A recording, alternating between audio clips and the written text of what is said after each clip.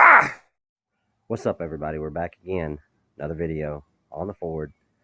This time the coil packs and plugs. Kind of sprinkling and stuff out here. A little bit cooler. You see, I got my jacket on. This once again 2.0 liter Ecoboost 2017 Ford Edge. I've already got the engine cover off, but it flipped around.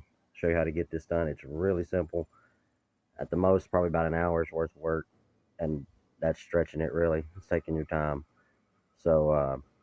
Hear sounds going on in the background. I've got some smoker going over here, smoking some meat and stuff. So we'll get this done. Let's get to it.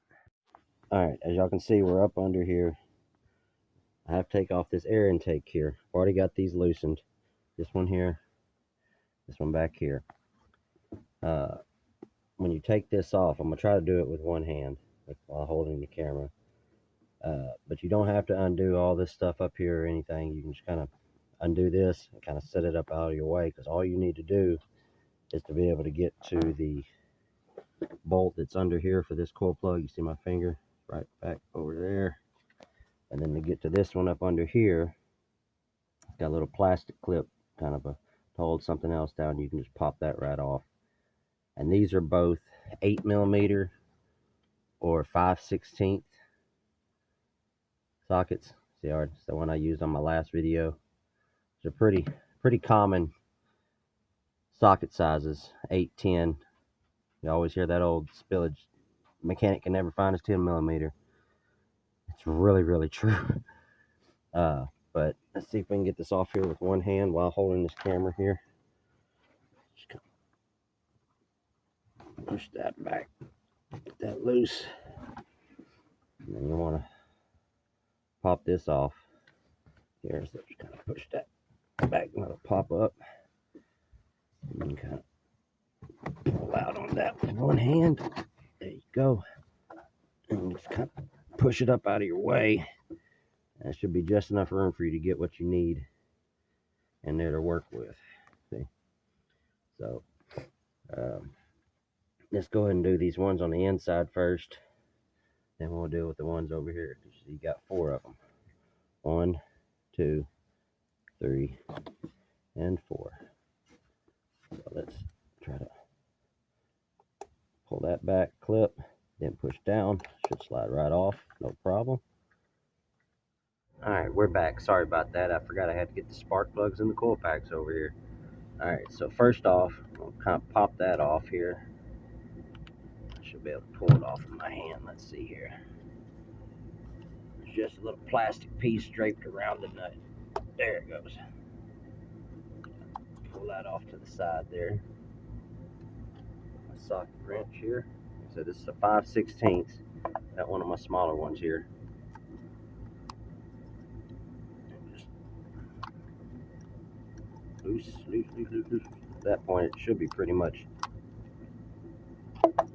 done by hand. It's not very tight at all.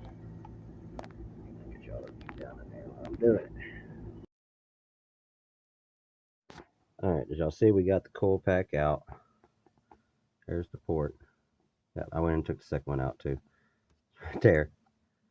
Had to let my phone charge up a little bit. It was dying. We got my spark plugs here. As you see, I got a gapper. These are supposed to be 0.032 on the gap.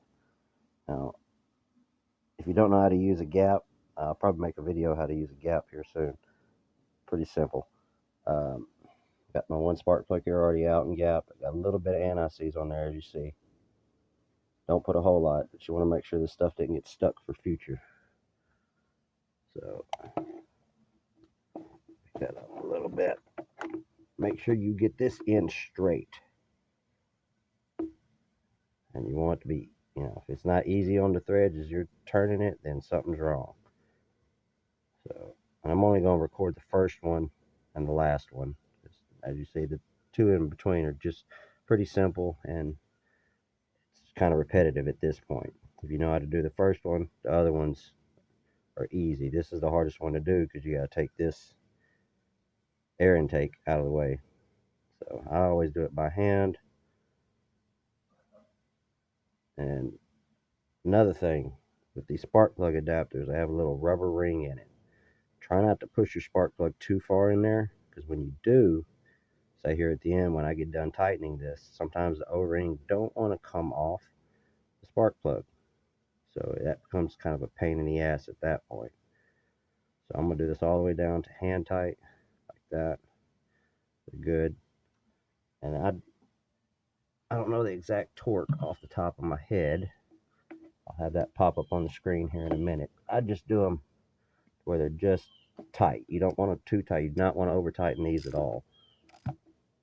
You'd hate for this to seize up on you. So see, I'm starting to get some bite there, so I'll go right about there.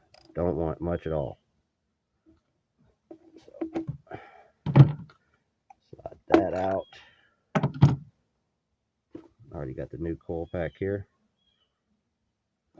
Slide it right down in there.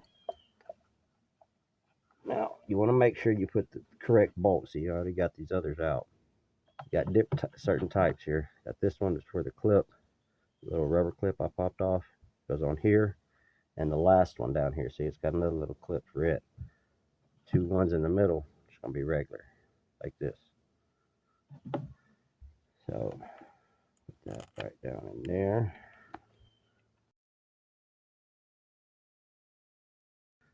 Like a socket wrench.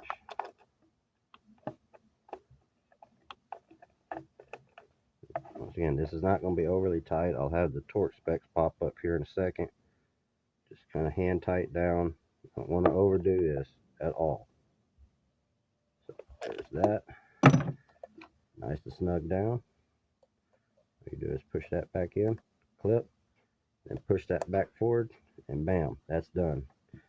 Now, if you want to go and put this stuff back together as you're going down, I'm just going to wait to get all this done, then I'm going to put it all back together, and we'll close it up from there. And we'll be right back once I get to this 4-cylinder here. And we're back to the final cylinder here. One of the easiest ones to do.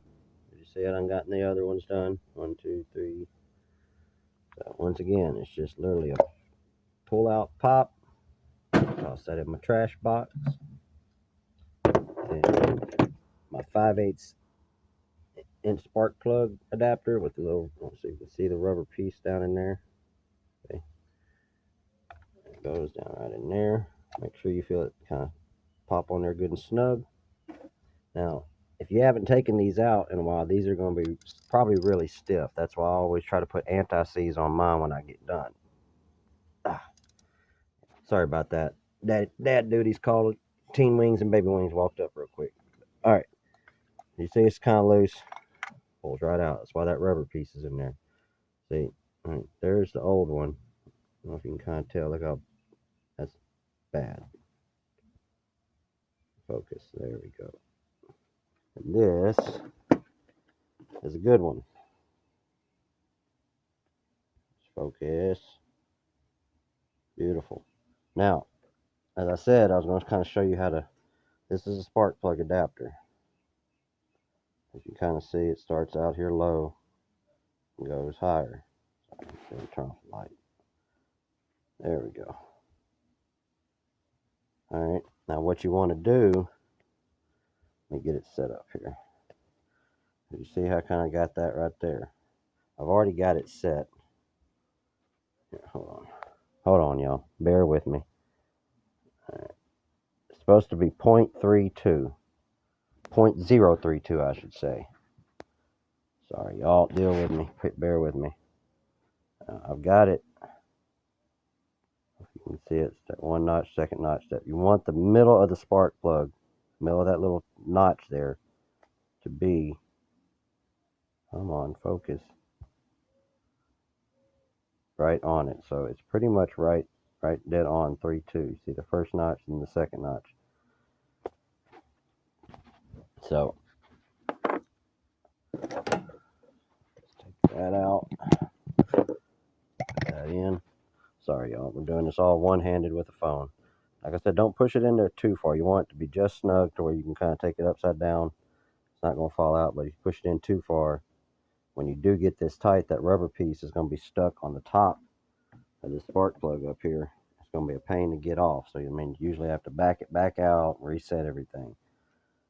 So, like I said, this is one of the easiest ones here. Let's turn the light back on. There we go. Make sure it lines up straight. Do not do this crooked. You mess up the threads on this, you will have yourself a huge world of trouble. Make sure it's smooth as you're putting it on. But don't go on with your hand. You're doing something wrong. Start over. So let's get a little bit tighter as you go. And once again, I will have torque specs popping up each time it's needed. Off the top of my head, I don't know them. I kind of just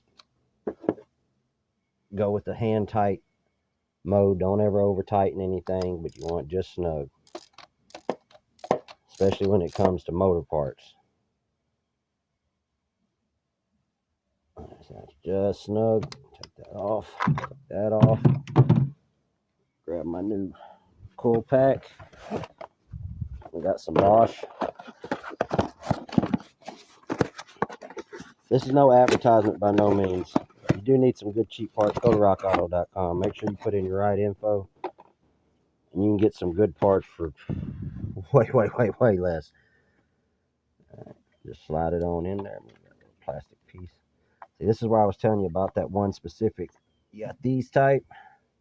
Got the little thing on top. That's for that to snap onto. And you got the regular ones right there. So these go on either end of the coil pack. So tighten that up by hand first. And find my socket wrench. There it is.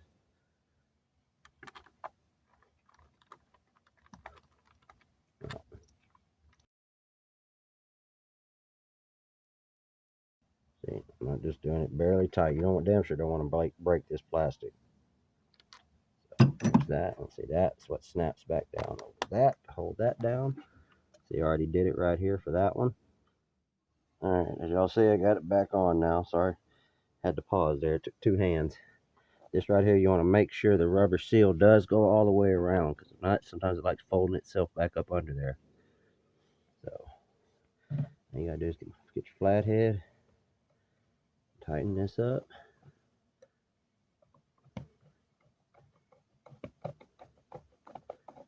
And then go down to the other end where you undid the other one. One thing I just noticed I didn't do either. But make sure that you do before you close it up. Clip all your connections back on. Forgot one of them here. Don't pull on me. At least I caught it before we got it started. So down here, tighten up your other one.